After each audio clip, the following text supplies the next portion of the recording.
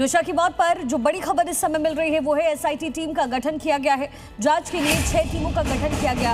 ACP की अगुवाई में जांच पड़ताल की जाएगी। ट्विशा का परिवार लगातार एसआईटी जांच की मांग कर रहा था और एसआईटी टीम का गठन किया गया है।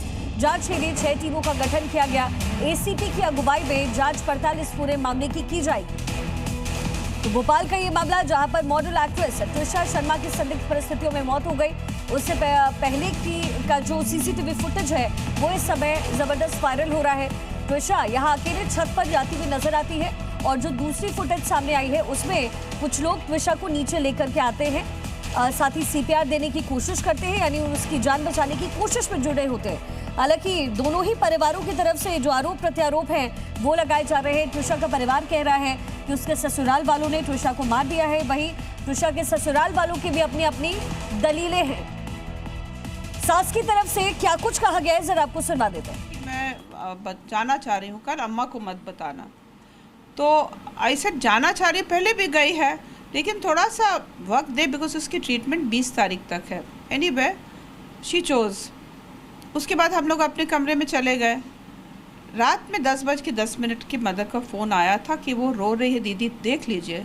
इमीडिएटली मैंने सबसे पहले नीचे देखा कि बिकॉज कई बार फ़ोन लगा के हेडफोन्स लगा के बाहर भी चली जाती थी, नहीं थी, तो मैंने कॉल किया, उसको नहीं उठाया। फिर उसके बाद हम सीधा ऊपर सीढ़ी पर जाते जा रहे हैं। समर्थ को भी हमने कॉल किया, वेयर इज़ ट्विशा गया, तो ही सेड ऑल्सो शायद ऊपर वो फ़ोन पर बात कर रही होगी, लेकिन उसका फ़ोन एक तरफ और वो फांसी से झूल रही थी।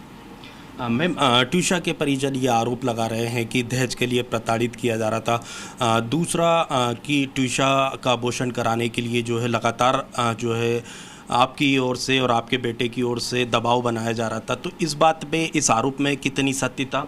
एकदम बेबुनियाद, एकदम झूठ, क्योंकि दहेज का तो प्रश्न नहीं उठता। उनका आक्षेप है कि 2 लाख रुपए हमने मांगे, जबकि हमारी तरफ से तो रिकॉर्डेड ट्रांजैक्शन है कि 7.5 लाख से ज़्यादा हमने उनको दिया है।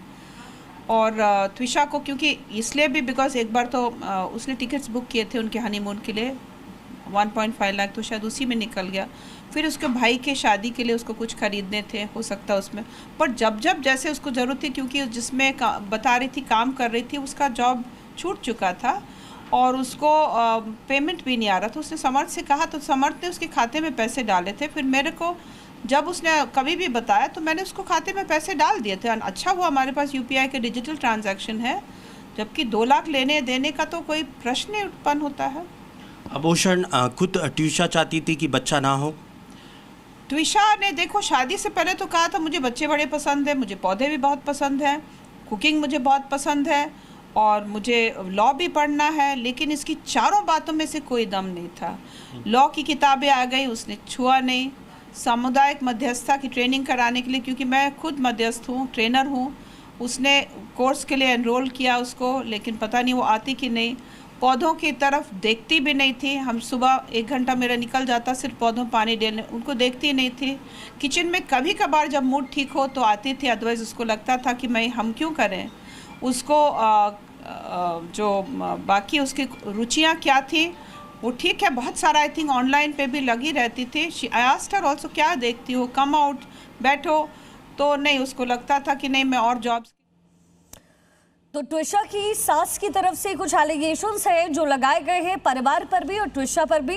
फिलहाल ये 3 तस्वीरें हैं, ये जो सीसीटीवी फुटेज जो पुलिस के हाथ लगी है उसकी तस्दीक करती हुई 3 तस्वीरें। पहली तस्वीर जब ट्विशा अकेले छत पर जा रही है, दूसरी तस्वीर में कुछ लोग आपको नजर आएंगे जो ट्विशा को नीचे लेकर आते हैं और सीपीआर देते हुए नजर आते हैं।